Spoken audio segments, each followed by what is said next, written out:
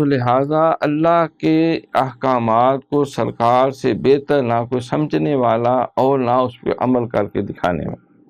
اس اعتبار سے فرمایا کہ لَقَدْ كَانَ لَكُمْ فِي رَسُولِ اللَّهِ أُسْوَةٌ حَسَنَةٌ، کہ دونوں عالم میں تمہیں مطلوب گر آرام ہے ان کا دامن تھام لو جن کا محمد نام۔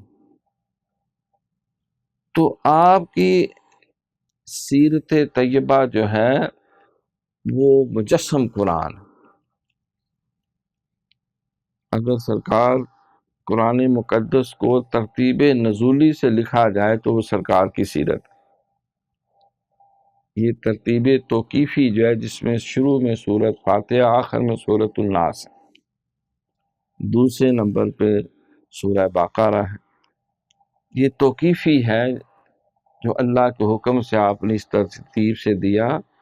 اگر اس کو ترتیب نزولی سے لکھیں، سرکار غار حرا میں تھے تو اقرأ بسم ربک الذی خلق، خلق الانسان من علق، اقرأ وربک الاکرم الذی علم بالقلم، علم الانسان ما لم یعلم۔